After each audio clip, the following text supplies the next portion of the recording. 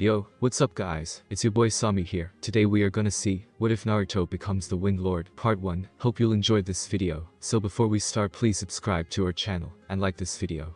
So let's get into the video. The date was October 10 in the village of Konoha. The day has started out like any other day would. The shinobi went along with their business, and the villagers did their own things. Children laughed in the streets, and the elders tried to tell them how life used to be. However, that all changed when the Kyuubi suddenly appeared in the village. The key to that was suddenly. How did a very large 9-tailed fox sneak up on a shinobi village of shinobi? Only 2 people thought of that and knew the answer. The first was Namikaze Minato, the Yondaime Hokage of the village. However, he couldn't tell anyone else for he had just sealed the giant beast into his own son. The other was Uzumaki Kushina. She knew how the Kyuubi appeared because she had seen it once before when she was a little girl. As she lay in her hospital bed, she remembered it well as it destroyed her homeland and left nothing but waste. But her father had killed the one who summoned it. Or, at least, that's what it seemed. Then she saw him. He stood before her dressed in black with pins and bolts in his skin to preserve his life. His left eye was closed while his right was open to reveal his Sharingan. It was him. The man who summoned Kyuubi in Yuzu no Kuni. The man that her father killed along with himself. Uchiha Madara. It took a long time to find you, he said, as he sneered at her. I never would have thought to come back home. If you are here to finish what you started, you are too late, said Kushina with no hint of fear. My son is safe. For the moment, replied Madara with an ice-cold smile. He is a helpless baby. Killing him will be a simple matter for me. Kushina then started to laugh, and Madara looked confused. Tell me, what's so funny? You think you have won, but you have lost big time, said Kushina with a grin. Minato has taken your Kyuubi away from you, and at the same time made sure you won't kill my son. Impossible, declared Madara. There is no way he could kill Kyuubi. Whoever said the Kyuubi is dead, said Kushina. Minato has sealed him into our son. If he dies, the Kyuubi dies as well.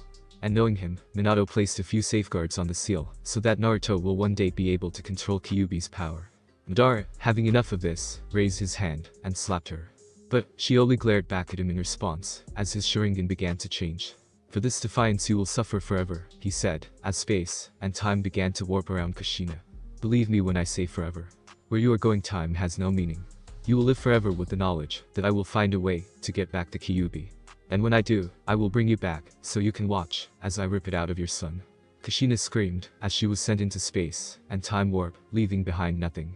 A few moments later, the hospital doctors came into the room to see what the noise was. Inside, they found nothing. The Hokage was informed of this at once, and Sarutobi ordered a search of the entire village and the outlying villages as well. He knew she wasn't the type of person to abandon her child, and there was no way she could leave since she had just given birth. Minutes turned into hours, and hours turned to days, and they found nothing. The Inizuka clan had their dogs all over the place, and found nothing. The Yamanaka clan probed the minds of several doctors, and found nothing as well. Every inch of the village was searched, and all they found were a couple of kids smoking. Despite this, Sarutobi never gave up hope. He believed that she was still out there somewhere. Until then, he would watch over Naruto, and do his best to fulfill their last wishes. Yet some things are not so easily done. The council and the villagers believed that Naruto was the Kyuubi reborn and screamed for his blood. The shinobi wanted to turn him into a weapon. Sarutobi tried to talk some sense into them, but it went in one ear and out the other. In the end, he was only able to pass a few laws that he thought would help give Naruto a chance with the next generation. Years later, a nameless man entered his apartment after a long mission. He had just gotten back from an escort mission to Yuki no Kuni. While the mission was a bust, he had managed to get his hands on some scrolls. You see, the man they were escorting was a collector of scrolls, and was looking for several new ones to add to his large collection that he always kept with him. Sadly, the local shinobi didn't like that at all. During the confusion, he was able to grab 2 random scrolls and make a break for it. They walked over to his kitchen table and sat down. He then reached into his bag and pulled them out. One had the Suna symbol on it, while the other had the Yuki symbol on it. Deciding to open the Suna one first, he breaks the seal and begins to read it. What the hell? He shouted aloud. Inside the scroll were several winds that were C to B rank. There was a defensive one and 2 offensive ones. He, on the other hand, was an earth user and had a harder time with water and wind. Also, he was hoping for something more powerful to impress everyone when he finally took the Jounin exam. He set the scroll down and opened the other. This one held only Hyoten, Kakuryubo Fusetsu, an A rank. However, this used a lot of chakra and his 2 worst elements. In his frustration, he threw both the scrolls out his window. Meanwhile, a 5-year-old Naruto was outside looking through the trash for food. He had been living on his own for a few weeks since he had been kicked out of the orphanage. He was given a weekly allowance to pay for his own food and stuff, but the villagers would only sell him stuff far worse than the stuff he was looking at now. Plus, they would take every dime he had. Suddenly, he felt something hit him on the head. Two things are precious. Naruto rubbed the top of his head and saw the scrolls. He opened the first one and came to realize something. He didn't know how to read. Picking up both scrolls in his tiny arms, he ran off to the only person who would help him. Sarutobi was in his office with his paperwork when there was a knock on the door. "Come in," he said. A moment later he saw Naruto in a dirty oversized shirt and blue shorts holding two scrolls. "Ah, what can I do for you today, Naruto?" "Ajisan, could you read these scrolls to me?" asked Naruto. "I think they're stories because they have pictures."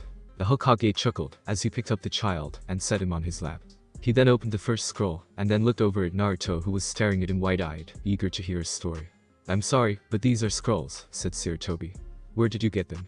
"I was looking for some food, and they fell out of the sky," said Naruto as he waved his hands around. "They hit me on the head, and it hurt." "What's a jutsu?" Sarutobi sighed. No matter what he did, life didn't get better for the boy, as he had hoped. The children mirrored the actions of the adults and began to hate Naruto for no reason. Even when he gave him his own place, things were difficult for him. Then, a thought entered his head. "Well, Naruto," he said at last. "There are really cool powers that shinobi have." "What?" cried the boy. "That's not fair. I want powers too." "Oh, are you sure?" asked the Hokage innocently. "I mean, there is a lot of work needed to become a shinobi. And, if you work hard enough, you will become like me." "Really?" asked Naruto. He had seen how people treated the old man for a while. They would bow to him and say nice things. He always had nice clothes and a nice place to stay. He had always wondered why, and if being a shinobi did, that then it might work for him. "Ajisan, I want to become a shinobi." "Well then," said the Hokage, "I'll have to make some arrangements for next year, so you can go with other people your age. How does that sound?" The small boy only nodded in response. "Now, do you have any questions?" "Ah, what kind of power are on these scrolls?" asked the boy. "Well, this scroll here has Khtan, and this one over here has a Hyoten," said Sarutobi. "Khtan jutsus are jutsus that use the wind, while Hyoten jutsus use ice." "I think I can understand the ice, Ajisan," said Naruto, as he remembered being hit by an icicle someone threw at him. "But the wind is lame." "Oh really?" laughed the old man. "Well, do you know what a tornado is?" Naruto nodded. "What about a hurricane?" Again the boy nodded. "Well, those are really powerful winds. With the right Khtan, a shinobi can blow his opponent away, cut him to shreds, or create a powerful defense. In fact, I have heard that some people in Suna have been able to fly." Now this wasn't exactly true. In Suna, the most anyone has ever been able to do was glide with the use of a fan or make a more controlled fall. However, it's just easier to tell a 5-year-old that they are flying. "Cool," exclaimed Naruto. "Just you wait, I'll be flying in no time," chuckled at the old man. "You're just like your mother." Sarutobi then realized that he had made a mistake. He shouldn't have told the boy about his mother. "You knew my mother?" asked the boy quietly. "Where is she?" "Did she leave me, because I was bad?" Now this is why he didn't want to talk about that. "No, Naruto," said Sarutobi. "We don't know what happened here. But I know for sure that she didn't choose to leave you. You were all she talked about before she disappeared, and I knew she was excited to be a mother. It wasn't because of you." Naruto looked a little down, so Sarutobi decided to do something special for him. He remembered reading in a magazine that children learn faster when they are younger, and that it was better to start them on some things sooner rather than later. "Well, Naruto, how about I give you a couple early lessons?" "What kind of lessons is Ajisan?" "Just some chakra control lessons," he said. "It is very important, and will help you later on. Now, I'll only show you these exercises, and these exercises alone besides learning how to read. We can't have people thinking I'm playing favorites. Once you are done with these you will have to learn the rest on your own. Do you have any questions?" "Only one, Ajisan," replied Naruto. "What's chakra?" Sarutobi could tell this was going to be a long day. "Are you sure that you have everything?" asked the Hokage. "Hi, Ajisan," said Naruto, as he packed his bag with pencils, scrolls, and ramen for lunch. Today was Naruto's first day at the academy, and the boy was very excited. He would finally be able to spend time with other children. The best part was that their parents wouldn't be there to pull them away from him. That was a very happy thought for the young blonde. Since that day Naruto had found the scrolls, he had been training hard. Despite his young age, he had a very large amount of chakra and stamina, so he could train longer than most. Still, Sarutobi started him off with the leaf exercise, as an intro to chakra control. It took a while for Naruto to get the hang of it, but after a while he was able to do it with no problem. Then came the tree walking exercise. The old man took the boy out to one of the empty training fields, and watched him, as he fell, and got back up. It took the boy about a month to get the hang of it, and then only a week and a half to complete the water walking exercise. Sarutobi was very proud of the boy. Like he had said, the remainder of the time was spent teaching Naruto how to read and write. They would spend about 2 hours on it a day, and then Naruto was sent back to his apartment with exercises to work on by himself. Yet that's not all Naruto was doing. Once he had learned enough, the boy would sneak into the library at night and read what they had. The reason he had to sneak in was because the old lady who worked there had a ruler and would use it on him the moment he stepped into the building. Luckily for him, she was never a shinobi, and no one ever seemed to go near the building at night. So, Naruto was free to read up more on the subject of wind. About a week after he started his nightly visits, he found a scroll that talked about chakra nature and manipulation. Grabbing the scroll and a dictionary, he began to read and look up the words he didn't know. After about an hour and a half of this, Naruto got up and looked for an easier scroll or book. In the end, he found Nature Chakra for Bacchus. This one was much easier to follow. As soon as he was finished, Naruto decided to try it out. So the first thing he did was to get one of the special pieces of paper needed to determine chakra affinity after his lesson with the Hokage. While it had cost him half of his allowance, he felt it was worth it. Also, he had found a great ramen stand that didn't overcharge him, the Ichiraku ramen stand. As soon as he found out that he was a wind type, which thrilled him, he set to work on his training. After consulting Nature Chakra for Bacchus, Naruto went to work on the first exercise, which was to cut a leaf with his chakra. This, however, proved to be harder than it sounded to the small boy since he is still working on it. This brings us to today. Well, it seems you have everything, said Sarutobi after checking the bag. Now remember to ask your sensei for the hot water you'll need to boil your noodles. Now you better get going. Hi, cheered Naruto, as he raced out the door. Sarutobi just chuckled, as he simply vanished from the room, so he could also get the academy. When Naruto got to the academy, all the other students were standing next to their parents or an older sibling. A few caught his eye. The first was a boy with red markings on his face who was standing with his mother who had a dog next to her. Keeping the eagerness to go over there and pet the dog at bay, he looked over at a father and son who were both wearing sunglasses. Then he saw a creepy-looking man with black hair and eyes and was dressed in fancy-looking clothing that had a fan on the back. Next to him was a boy who looked about the same, but a bit more casual in dress. There were only two there who weren't with their family besides himself. The first was a girl with lavender pupils, less eyes, and blue hair. She was dressed in a light blue shirt and tan shorts. She seemed a bit nervous, but Naruto didn't know why. Next to her was a woman with long black hair and red eyes in the uniform. In fact, Naruto remembered seeing her with the Hokage several times in the past. While he didn't know either of them, it was painfully obvious to anyone that they weren't related. The other child was also a girl. She had purple hair and was dressed in a dark brown shirt with light-colored shorts. She seemed to be all alone. After the Hokage's speech, the parents talked to each other for a bit while their kids got to meet each other. Upon seeing Naruto, several parents whispered to their children to stay away from him and did not state why. Others spoke harshly about the fact that he was being allowed in. Can you believe that the Hokage is letting them into the academy? I'm about ready to pull my son out of there because of those two. I know. It's bad enough that they are letting that girl attend classes with the rest of the children. I mean, with her lineage she'll end up like her grandfather. At least her parents had the right idea in taking their own lives. I never really liked them much anyways. The apple doesn't fall far from the tree. But that demon child is much worse. SHH. You know the law. Naruto stopped listening, as they were being called into class. The boy followed the other students into the building, and then to their classroom. Once in the room, he took a seat next to the boy with the fan symbol on his shirt. While waiting for his sensei to arrive, he scanned the room, and noticed that he couldn't find the purple-haired girl. Before he could do a second search, 2 Chains entered the room. Hello everyone, said the one with a scar on his nose in a cheery voice. My name is Yumino Ruka, and I'll be your sensei until you graduate. This is my assistant Mizuki. Now let's take the roll. One by one he called out names, and the students would reply in some way. Then, NarutoHinataAnko. For a moment nothing happened. Naruto was about to say something until his senses picked up on an object heading towards the window. Both he and Mizuki jumped back, as a black ball-shaped mass broke the window and came into the room very quickly. Then, before it hit the wall, Kanai came out of its sides and pinned it to the wall. Shortly after it hit the wall, everyone could hear the sounds of a struggle going on inside of it. Naruto walked over, and then, when he was close enough, pulled out a kunai of his own and cut lightly into it. The purple-haired girl pooped out of the cut and looked a bit dizzy. She quickly got a hold of herself, got up, and picked up a piece of the cloth. She had a horrified look on her face, like she was going to cry. I, Sniff, worked all night on this, she said. It was, Sniff, supposed to explode open so everyone, Sniff, would remember my name. Everyone in the room sweat dropped. Are you NarutoHinataAnko by any chance? Asked Ruka. The girl looked up at him with sad puppy dog eyes. Hi, she said. Just go take your seat, said Ruka, as an eye twitched. Please call me, let her be the only troublemaker. Is that too much to ask for? With that, Iruka continued calling out his students' names. When he got to Naruto's, his voice turned cold and hard. Naruto, in turn, tried to answer back, as cheerfully as he could, which only caused Iruka to snap at him. The rest of the day seemed to crawl by. Whenever Naruto raised his hand, it was either ignored or he was told to be quiet. The other students saw this, and would laugh with only a few exceptions. Later, the class was split between the boys and the girls. The boys were taken outside to do some muscle building exercises, while the girls were started in flower arrangement. When they came back to the classroom, they continued with the normal lessons. When lunch finally came, Naruto walked out with his fellow classmates with tears falling down his face. The cause of this was a number of things. One of them was the fact that he had hoped that people here would at least try to be nice. But that wasn't the case. As they had walked out, he had tried to talk to the other students, only to be told to go away.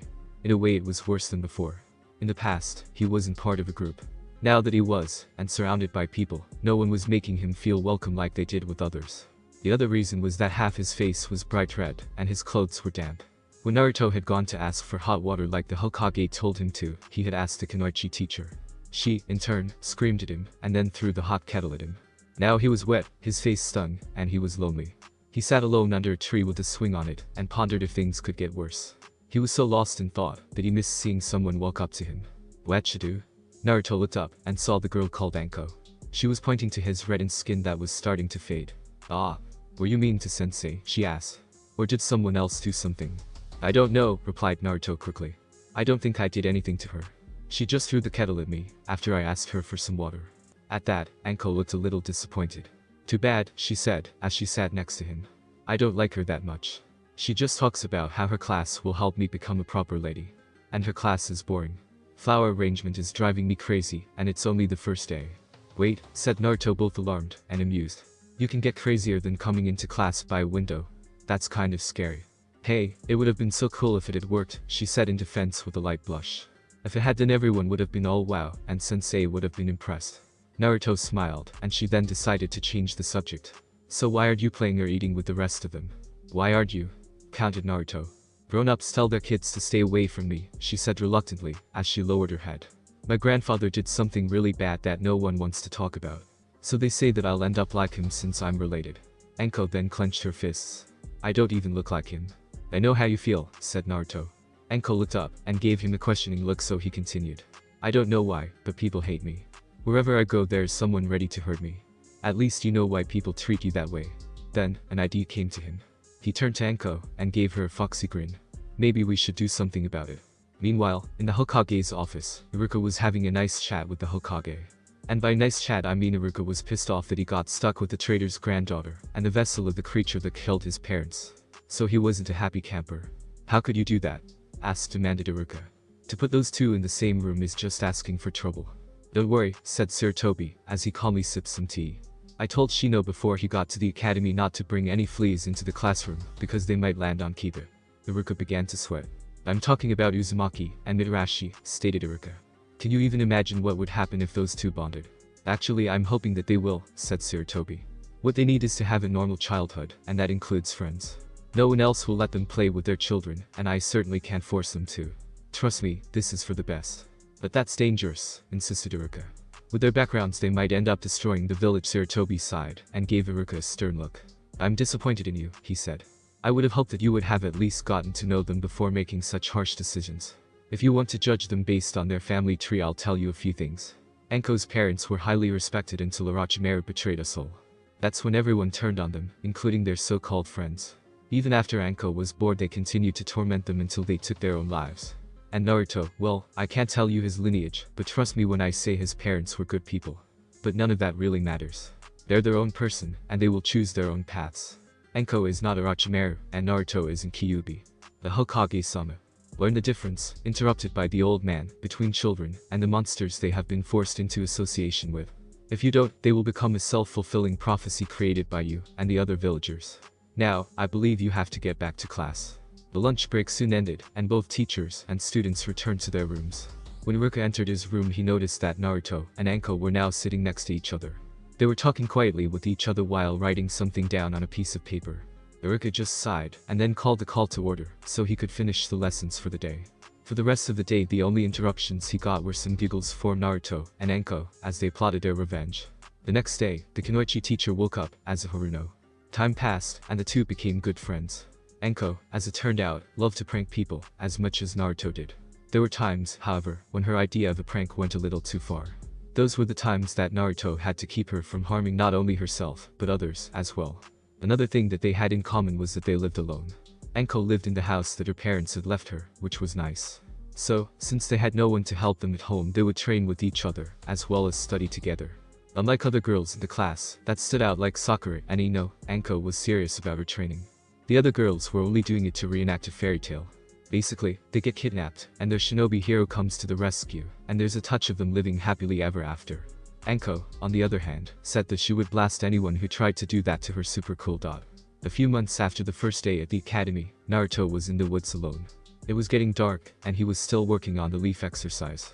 So far he had only made a small cut on the leaf, but it was getting bigger slowly.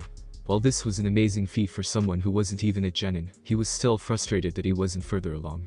He was beginning to make a little more progress when he heard something. It was the sounds of twigs breaking and leaves crunching. Someone was coming. A moment later he heard something else, crying. Then Naruto saw her. It was a blue-haired girl that was in his class. She was wearing a dark blue kimono that had a fall leaf pattern on it, and there was evidence that she had fallen several times. Her hair was a mess, as it had twigs and other things in it, probably from falling. From her eyes down was soaked in her tears. When she saw Naruto, she took a step back in shock. Sorry, she said through her tears. I didn't think anyone would be here. She then moved to run in the other direction, when Naruto suddenly moved over to her and grabbed her hand. She looked back at him and saw a concerned face. It's alright, he said. But, don't you think you should go be with her, and I'm sure right now they are worried about you. The blue-haired girl suddenly began to cry harder and shook her head. Realizing that he had made things worse, he thought of what to say next. What's wrong? I don't have Tausen and sob anymore, she cried, as she fell to the ground on her hands and knees. Beads of sweat began to roll down Naruto's body, as he realized that once again he had made things worse. He then began to search his brain for something that might help. The only thing that he got was from some TV show he had seen once. Deciding to try it out, Naruto sat down on the ground and brought her over so she was crying in his lap. He then began to gently rub her back with one hand until she calmed down a bit. All better, he asked. Slowly she lifted her body into a sitting position and, with a light blush, nodded weakly. So what's your name? Hayu, she started, but stopped herself. Hinata. Nice to meet you, Hinata, said Naruto in an upbeat voice, hoping that it would catch. I'm Uzumaki Naruto. Now, can you please tell me what happened? I went to the hospital, because she was having a baby, said Hinata. She left with my Tausen, but only he came back. He then pulled me into the office, as soon as CC came back. He didn't say anything to me, as he sat down and signed a fancy paper. He then called someone else in, and told him to have it be brought to the Hokage. When I asked him what was going on, he said that my Keikasen had died while giving birth. Then he told me to leave B because the paper he had signed legally disowned me from the clan. Now, please remember that Naruto is 6 years old. He also lives by himself. The only things he reads are coupons for ramen and training scrolls. So his first thought was a bit understandable. What does legally disown mean? That thought echoed through his head until his tenant heard it. Yubaka, said Kyubi. Well, he only yelled the baka part. Let me put this in terms you might understand. Her mummy died, and now her daddy has decided to throw her on the street like garbage. Is that simply enough for you? While Naruto couldn't hear the Kyubi, he somehow managed to figure it out. Don't worry, Hinata, he's just a jerk, said Naruto. How about we go see the Hokage? I'm sure he'll know what to do. Naruto then got up, and then held out his hand to help Hinata. Hinata started to reach out to take it, but then she pulled back. Why are you being so unnice? She asked. Am I really that pathetic? Tears began to reform in her eyes. No, said Naruto quickly. I just want to help. It has nothing to do with how strong or weak you are. Then he remembered something that the old man had once told him. Besides, Ajusen says that those who are truly strong know when to ask and accept help. Hinata hesitated for only a moment before taking his hand.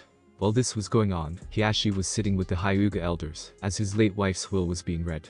And finally, read the elder, I wish that my daughter, Hyuga Hinata, be well taken care of. She is my treasure, and I wish for her to be safe and happy. Is it? Asked Hiashi. The elders simply nodded. Then all shall be done except for the last part. At this, the elders began to whisper to each other for a moment. Then, one of them spoke. Hiashi-sama, surely you know that our law clearly states that we follow the last wishes. That he was then cut off when Hiashi held up his hand to silence him. She asked that Hyuga Hinata be well taken care of, he said in an uncaring tone. However, shortly after my wife's death I disowned the girl. There is no longer a Hyuga Hinata in this clan, so I am no longer bound to that last wish. The council stared at Hiashi, while most of them doing their best to hold back their disgust. It was true that many felt that Hinata was weak, however they also wouldn't dismiss the fact that she was still a little girl and had time still to grow. There was also the issue of their image. To those outside the clan they were seen as a heartless, cold, and yet powerful clan. Hinata seemed to be a breath of fresh air that slightly improved their image with her warm and kind nature. Hiashi, however, felt that their old image was fine, and that, as long as they were powerful, nothing else mattered. Lastly, what if Hiashi's newborn daughter died due to illness? They would have no one to replace her with. Let's not forget about the moral problems. I mean, to toss out a little girl onto the streets with nothing shortly after her mother died. Hiashi, can you say I'm going to hell? Sure you can. Hiashi-sama, said one of the elders who shared Hiashi's opinion of Hinata and approved of his actions. I think that was a wise decision. However, I wasn't made aware of any sealing ceremony. That's because there wasn't one, said Hiashi. I doubt that the girl will even be able to last the night. When her body is found, it will be properly disposed of like the rest of the homeless trash in this village. But what if she doesn't? Asked the same elder. Or, what if someone finds her and takes her out of the village? She was weak enough to let it happen to her once before. It is not out of the realm of possibilities that it will happen again. Very well, said Hiashi, as he stood up. I will deal with this myself. Please hurry, said the elder, as Hiashi walked towards the door. You must get to her before the Hokage signs the document, if he hasn't done so already. If he does, we can't touch her. Hiashi found Hinata with ease. After all, he is ranked. As a dot she was being led down the street by Naruto, as they made their way to the Hokage tower.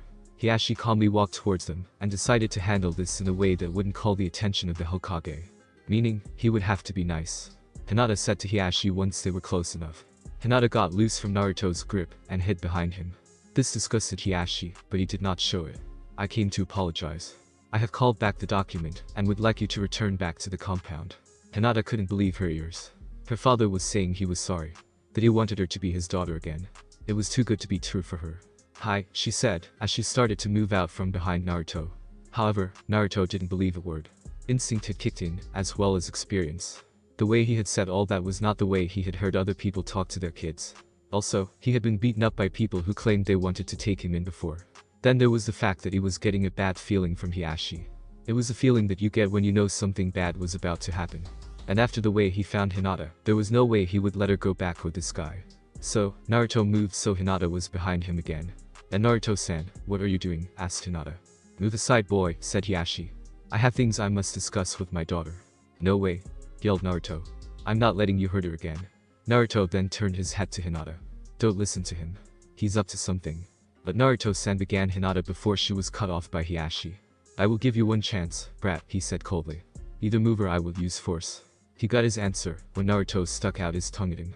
So Hiashi quickly grabbed the boy and threw him into a wall. Naruto hit it hard and bounced off of it. The people who had stopped to watch this cheered. Then Naruto-san, cried Hinata as she attempted to move towards the boy. But Hiashi quickly grabbed her arm and held on tightly. So tightly in fact that it hurt her.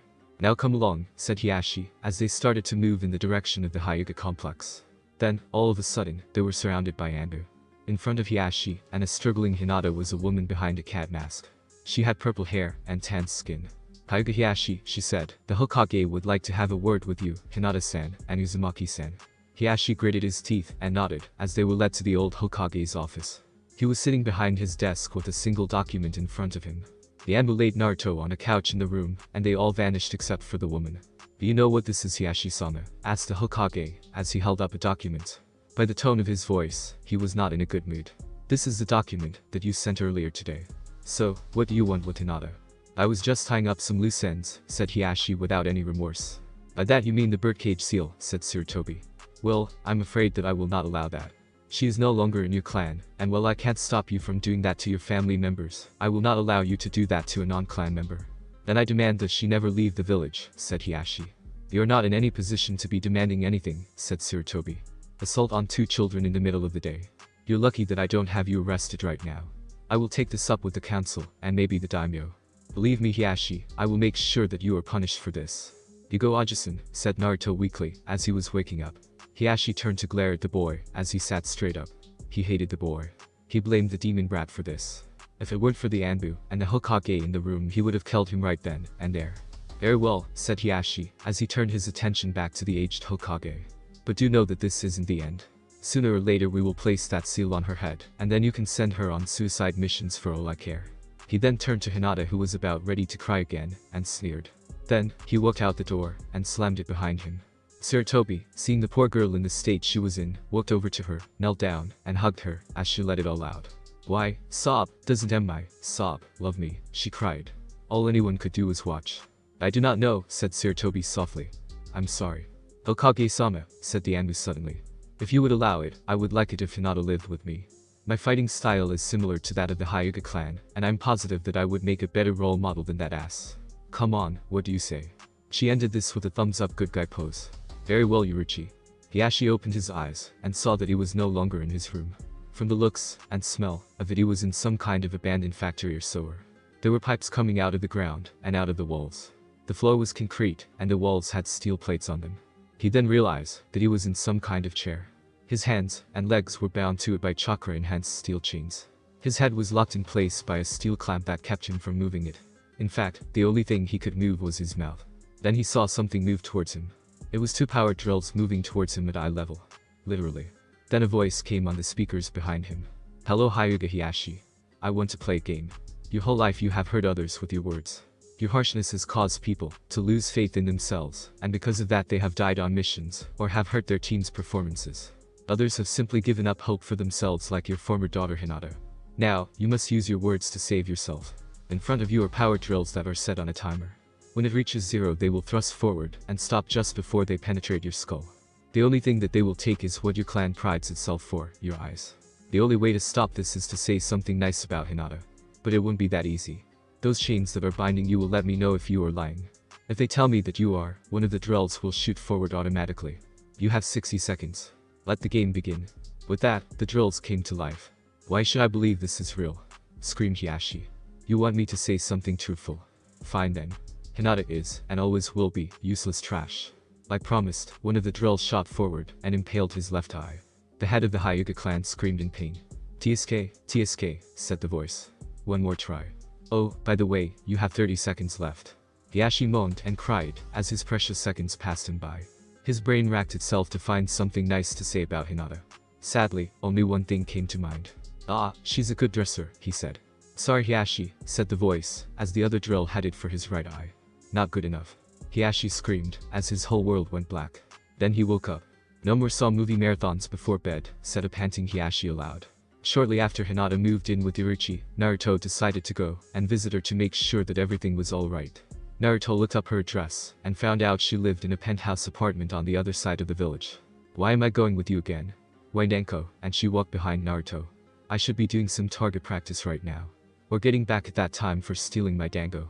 I want you to meet Hinata so you can make another friend, said Naruto with a grin. Why do I need another friend? She asked. Because I'm your only friend, deadpanned Naruto. Anko just sheepishly looked away. About 30 minutes later the two of them stepped into a lobby that reminded them of the one from the first Matrix movie. I could just describe it, but I'm lazy. They, of course, got the same treatment here, as they did everywhere else. What are you two doing here? Demanded a security guard, as he walked over to them. We're here to see Yuruchi-san and Hinata, said Naruto. You're right, huffed the guard. Now get out of here before I call some chunins. Just let us see her, demanded Anko. What's the harm in that? The guard paused, and considered this. If they were lying he could throw them out or simply beat them himself. The worst that could come from this was a complaint from Yuruchi-san or a complaint about blood on the floor. However, if they were telling the truth and he kept them from seeing her, the purple-haired woman would make sure he was in a buttload of pain and have no job. Hell might even get the Hokage involved. Fine, he said. But if she has never seen you before you will get it. Do I make myself clear? The two just nod. Later. Who is it? Came a voice from behind the door after the guard knocked on it. It was definitely Yuruchi's. Ma'am, there are two kids here who are claiming to know you, said the guard. Is one of them a blonde spiky-haired boy with whisker marks on his face? She asked. Yes, said the guard with a downhearted expression on his face. There went his chance to beat some kids. The door opened, and Yuruchi stepped out. Naked. The guard got a major nosebleed, and fainted.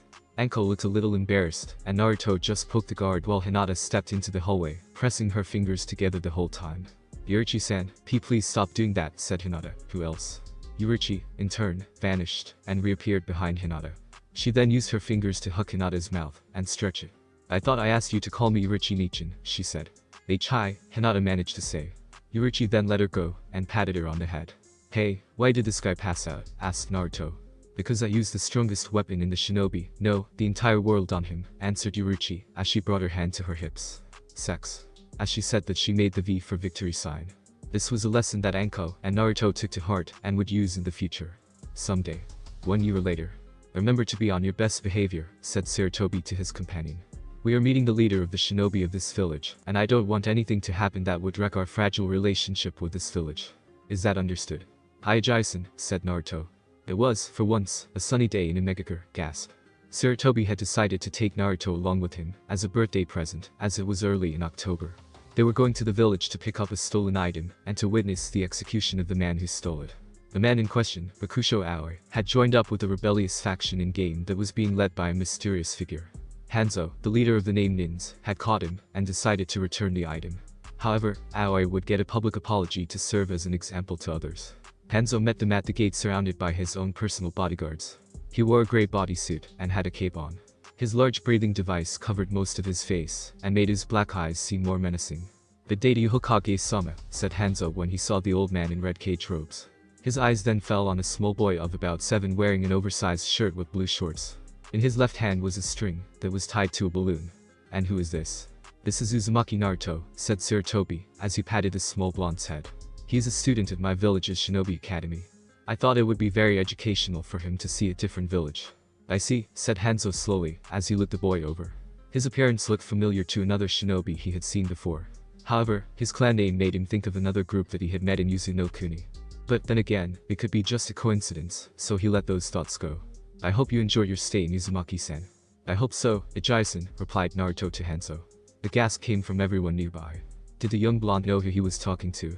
That man was Sanshou no Hanzo. He was the man who defeated the Sannin, and then gave them their name. He was one of the most powerful shinobi on the planet. Imagine everyone's surprise when Hanzo laughed. "That cute kid," chuckled Hanzo. "I'm very sorry about this," said Sarutobi quickly. "Don't worry about it," said Hanzo, as he waved it off. "I have children of my own, and soon I'll be a grandfather, so I'll have to get used to it sooner or later. Besides, he's just a child. What kind of person would I be if I got angry at a child for being a child?" Sarutobi was about to respond when a powerful wind blew, and Naruto accidentally let go of his balloon. The balloon slowly rose into the sky, as it was a bit old. Sarutobi was about to grab it for the boy when he noticed the look on Hanzo's face. He followed the other man's gaze, which fell on Naruto, who was doing some hand signs. When the boy finished, the wind seemed to rotate around him, and he slowly rose off the ground. Kicking his legs in the air, as he flew upwards, Naruto was able to get his balloon, that was now a foot above Sarutobi, Hanzo, and everyone else's heads. However, as soon as he grabbed it, he fell. Luckily, Naruto was caught by Sarutobi. "Naruto, are you right?" asked the old cage, as he set the boy down, and began to check for injuries. "I'm fine, Ijai-san," said Naruto. "That was wind chakra," thought Hanzo. "By the looks of it, he hasn't completely mastered it. If I had to guess, he has at least completed a third of the second stage." Hanzo then watched with interest, as the Hokage questioned the boy. At first, Naruto was a bit reluctant to tell them about his late nights, and all the training he had been doing. But, after being threatened with no ramen for the rest of the trip, Naruto caved. After hearing about his training, and how far along he was, Hanzo couldn't help but be amazed. His chakra stores must be very large for his age. The next generation of shinobi will be amazing. "Naruto, you should be more careful," scolded the Hokage. "What you did was very reckless. You could have been." "I hate to interrupt Hanzo, but you are to meet the Council of Imegakure. They would like to talk about the execution, and several other things." "Very well," said Sarutobi. He was about to ask to be led the way, when Hanzo held up his hand. "Is there something else you need to say?" "Indeed," said Hanzo, as he lowered his hand. "The meeting will be long, and not doubt dull. Since this is between you and the council, I happen to be free. Allow me to show Uzumaki-san around. In fact, the village genins are having a small tournament that I think the boy would like to see." "Take an interest in him?" asked Sarutobi with a raised eyebrow. "Don't worry, I'm not planning on stealing him, or trying to get him to betray his village," said Hanzo. "I just think that he would learn more about this village with me than he would with you in that council. That was why you brought him here, right?" "That is correct," said the Hokage. He then let out a sigh. "Very well. Good," said Hanzo. Shortly after they parted, Naruto began his tour through Imegakure. Most of the buildings seemed to have pipes coming out of them, which was interesting. After walking for a while, he learned that the village was set up by levels. The upper, higher levels of the buildings held the business and factories. The middle levels had stores and restaurants. The lower levels were mostly residential. While seeing this, Naruto noticed that most of the people in the village were wearing breathing devices that varied in size. Hanzo explained that due to the amount of rain and its consistency, nearly 24/7, that many people have a hard time breathing. In fact, some people have had their lungs filled with water after breathing too hard. The breathing devices were made to prevent this, as well as help the shinobi breathe underwater. The next thing that Naruto asked was why Hanzo didn't have to go to the meeting. Wasn't he the leader of the village? Hanzo replied that he wasn't in charge of anything other than the shinobi. Everything else, from trash collection to making treaties, was decided by the council. Hanzo laughed as he told the boy that he was glad because it saved him from a lot of paperwork. Also, it allowed him to go on missions more often than the cages. But aren't you respected like a Hokage? Asked Naruto as they reached the training grounds. Well, first off, I'm not a kage, said Hanzo. There are only 5 people who are given that title, and they each belong to one of the 5 major countries. I am kage level, but I don't get to be called a kage. But that doesn't mean I'm not respected. Naruto blinked in confusion. An officer title does not equal respect. Well, you can get it, if you have them I guess. I, however, do not believe in that. I respect one's skill. For example, I once fought against 3 shinobi from your village. During that fight, I saw their skill, and they earned my respect. So much so that I spared their lives on the condition that they call themselves the Sannin. So you respect people if they are strong? Asked Naruto. Not all, said Hanzo. There is also the way the person gains their strength. Take Sharingan no Kakashi for example. He is said to have copied at least 1,000 different. However, the source of his power comes from an eye that he wasn't born with. He steals other people's and claims them as his own. Tell me Uzumaki-san, would you be angry if someone spied on you and took something that you worked very long and hard on? Like what you did when we first met. Of course, said Naruto. Hanzo nodded. The true shinobi wins his battles with his own abilities and his own skills. There is also a difference between a good shinobi and a great one. The good shinobi learns this while a great one makes his own. Hanzo then looked down at Naruto. And it seems you have the makings to be a great one. A little while later they arrived at the training field where the Genin tournament was being held. In AIM, it was common for the senseis to brag about their team's skills and their abilities as instructors. So, once every couple of months, they put their pride and money where their mouths were. Naruto watched in fascination as the AIM nins used Taijutsu and a couple basic Suiton moves.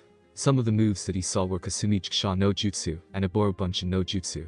Good move son, shouted a man on the other side of the field.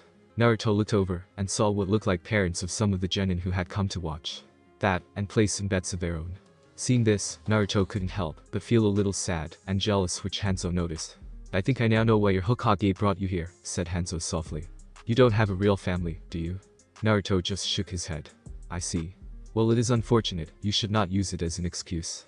I have seen many shinobi from this village grow up to be powerful without a family. Yet, I have seen others who make the excuse that they are weak because they have no family to learn from. Also remember that not having a family gives you an element of surprise. Naruto looked up and stared at the elder shinobi. There are many people who judge others based on their families. Some will say that you are only as skilled as your family. When they look at you they will think that since you have no family you will have no skill. Well, that is rubbish and a Baka's belief. The harder you work, the stronger you become. Almost any problem can be overcome with hard work. Otherwise, you're just giving up and taking the coward's way out. I think I understand, said Naruto as he turned his gaze back on the parents.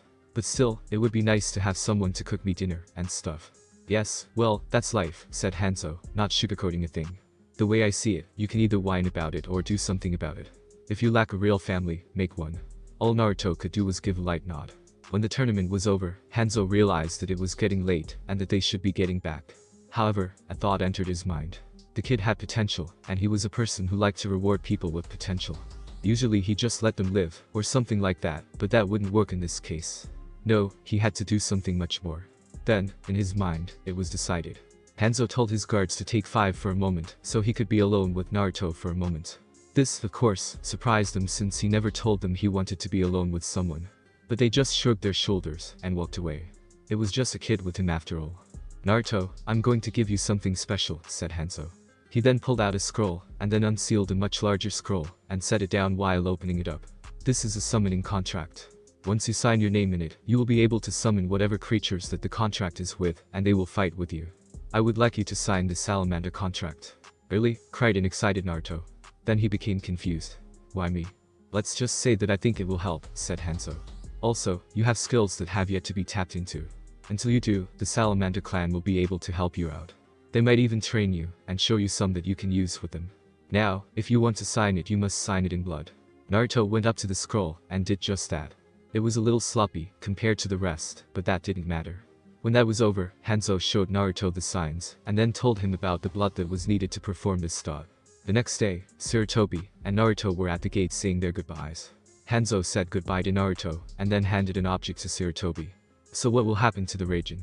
asked Hanzo offhandedly. "It will be placed back into the vault of my office," said Sarutobi. "There will be some new security features added to ensure that this won't happen again." "A pity," said Hanzo. "A weapon should be used in the battlefield, and not some safe. It would be a shame if it was never used again." "Yes," agreed the Hokage. "However, if I did give it to one of the clans, the others would fight over it, and say that I favored one clan more than the others. Then why not give it to a smaller clan, or someone who doesn't have one," said Hanzo, as he glanced at Naruto for a moment. "Then they couldn't do anything about it." "Explain," said the Hokage. "I know how arrogant some of the major clans in your village are," said Hanzo. "If you gave the Raijin to someone without a clan or is trying to build it up, you can say that you have the blade to them to help them along.